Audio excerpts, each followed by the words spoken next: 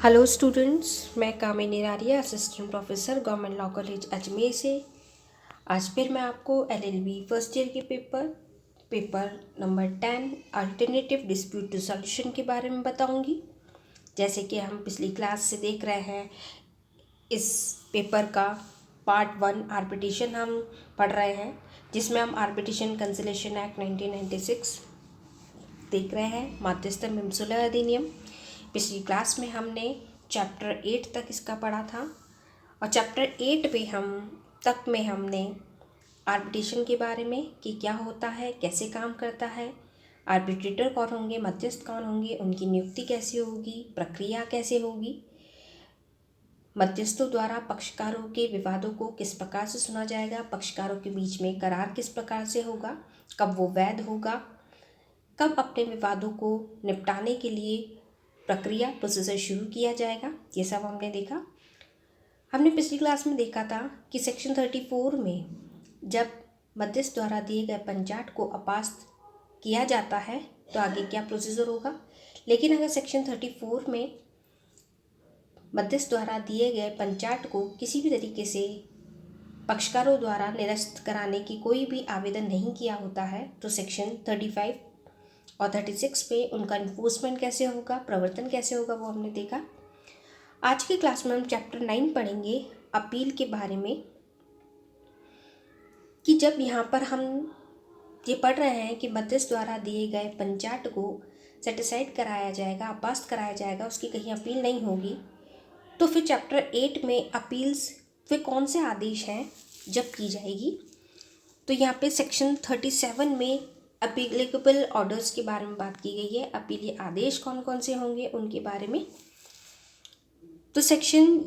37 में मध्यस्थम तथा सुलह अधिनियम की धारा 37 में अपीलीय आदेश एप्लीकेबल ऑर्डर्स के बारे में बताया गया है। ये धारा सेक्शन 37 धारा 37 में कहा गया है कि वे कौन से आदेश हैं जो कि अपील योग्य हैं, यानी न्यायालय या मध्यस्थम अधिकरण के वो कौन कौन से आदेशों के विरुद्ध अपील की जा सकेगी।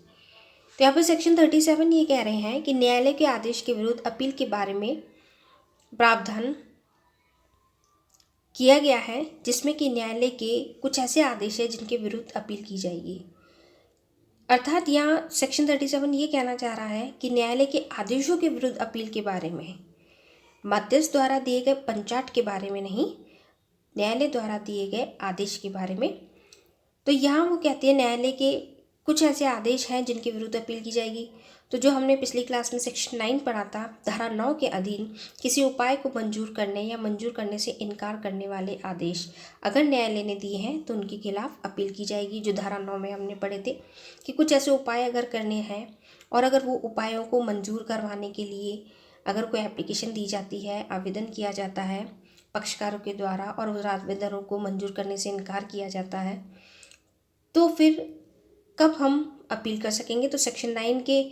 अधीन अगर कोई उपाय को मंजूर करने से इनकार करने वाले आदेश के खिलाफ अपील होगी। फिर धारा 34 में सेक्शन 34 में जब हमने पहले की क्लासेस में देखा था, धारा 34 के अंतर्गत मध्यस्थम पंचाट को निरस्त करने या निरस्त करने को मना करने वाले आदेश, निरस्त करने और मना करने वाले, जो सेक्शन 34 में हमने देखा था कि पंचाट को अगर निरस्त कराने के लिए अगर किसी पक्षकार ने आवेदन किया है और अगर निरस्त करने को उन्होंने मना किया है तो उस आदेश के खिलाफ अपील की जाएगी, क्योंकि मध्यस्थ द्वारा दिए गए पंचाट को निरस्त कराने के लिए न्यायालय में ही आवेदन करना होगा। तो अगर न्यायालय में आवेदन किया जाता है मध्यस्थम पंचाट को निरस्त करने के लिए और अगर निरस्त करने वाले ऐसी एप्लीकेशन को ही मना कर दिया जाता है तो उस एप्लीकेशन के मना करने के जो आदेश न्यायालय ने दिए हैं उनके खिलाफ अपील की जाएगी। इस प्रकार ऐसे ये दो मामले हैं जिनमें अपील उस अपीलीय न्यायालय में की जाएगी जो इस न्यायालय के मुख्य अज्ञप्तियों के विरुद्ध अपील सुन सकता है, यानी कि अज्ञप्ति यानी कि डिग्री उनके विरुद्ध अपील सुन सकता है, जिसमें मध्यस्थम पंचाट संबंधी दोनों शर्तों के अधीन आदेश पारित किए गए हैं। तो जो कोई भी आदेश पारित किए गए हैं उनके अकॉर्डिंग में रहते हुए मध्यस्थम पंचाट जो कि अज्ञप्तियों के अनुसरण में ही उनको माना गया है, अगर उनके खिलाफ अगर किसी तरह का कुछ किया जाता है तो अज्ञप्तियों के विरुद्ध अपील सुन सकता है, जिसमें मध्यस्थम पंचाट संबंधी दोनों ही शर्तें होनी चाहिए। दोनों शर्तें कौन सी? धारा 9 की और धारा 34 की। यहाँ पे धारा 37 जो हम अपेलेबल ऑर्डर्स पढ़ रहे हैं, अपीलीय आदेश, उसमें मध्यस्थम अधिकरण द्वारा पारित आदेश के विरुद्ध अपील किए जाने के बारे में भी प्रावधान किया गया है कि अगर देखिए यहाँ क्या कहा गया है, आदेशों के विरुद्ध अपील, पंचाट के विरुद्ध अपील नहीं, आदेशों के विरुद्ध, यानी कि मध्यस्थम अधिकरण ने जो प्रोसीजर चल रहा था, जब कार्रवाई चल रही थी, जब दोनों पक्षकारों के विवादों को सुनने की कार्रवाई चल रही थी, प्रक्रिया जब चल रही थी, तो उस बीच में अगर किसी तरह का कोई आदेश मध्यस्थम अधिकरण ने दिया है तो उसके खिलाफ अपील की जा सकेगी। तो यहाँ पे वो इस उपधारा में ये कहा गया है कि ऐसे आदेशों के विरुद्ध न्यायालय में अपील की जाएगी जो कि धारा 16 के उपधारा 2 और 3 में निर्देशित किए गए अभिवचन को स्वीकृत करता है, यानी कि प्ली को स्वीकृत करता है। अगर कोर्ट में ऐसा आवेदन किया गया था जिसके अंदर प्ली करने के लिए, स्वीकृति करने के आदेश लेने चाहिए थे, और अगर वह ऐसा करते हैं तो उसके खिलाफ अगर कोई आदेश दिया गया तो उसके खिलाफ भी अपील की जा सकेगी।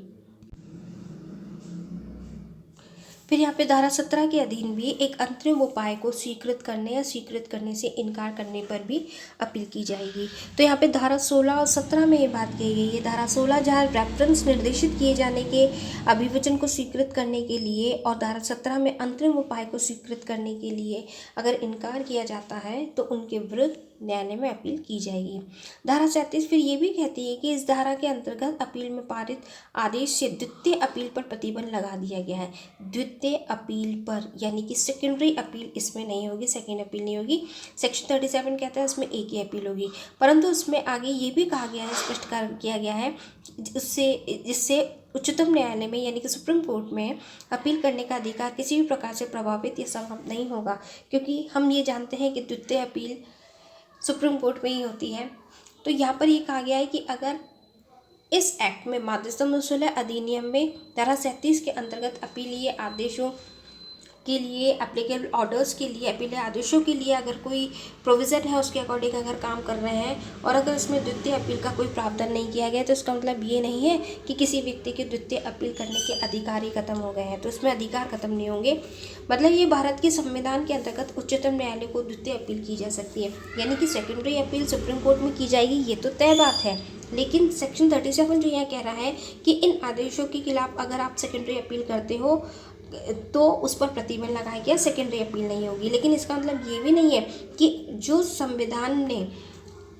अधिकार दिया गया द्वितीय अपील करने का वो खत्म हो जाता है, तो वो ऐसा अधिकार खत्म नहीं होता।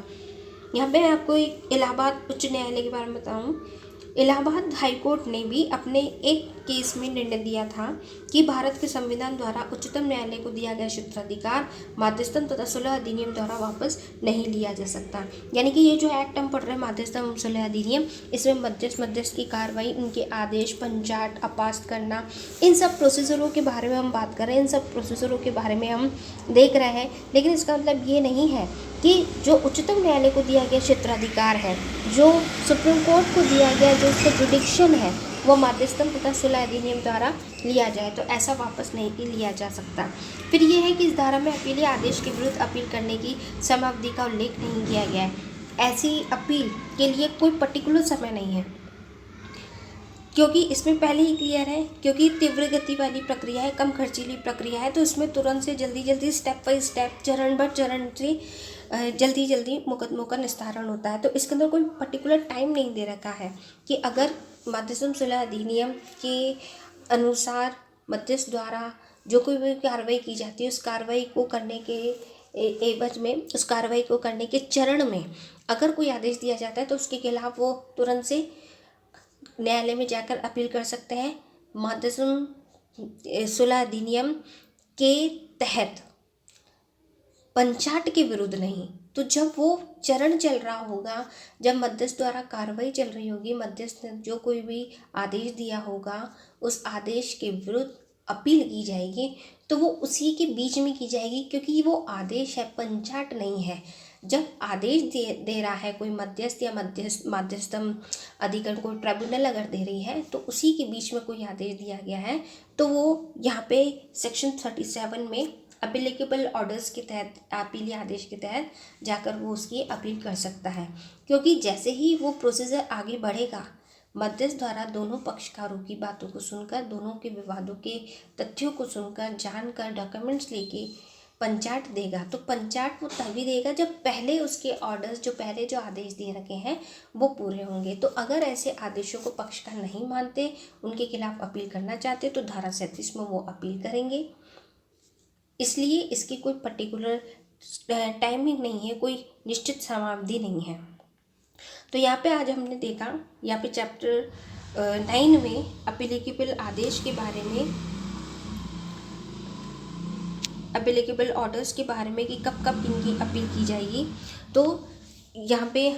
ये जो चैप्टर 9 है अपील्स का, जो ये चैप्टर है ये सिर्फ यहीं तक ही है। सिर्फ इसमें यही एक चैप्टर है जो अपीलेबल ऑर्डर्स का है, अपीली आदेशों का है, कि वो कौन कौन से ऐसे आदेश होंगे जिनके खिलाफ अपील की जाएगी। तो मध्यस्थ द्वारा दिए गए आदेशों के खिलाफ अपील की जाएगी, पंचाट के खिलाफ नहीं। नेक्स्ट क्लास में हम आगे बढ़ेंगे। Thank you students.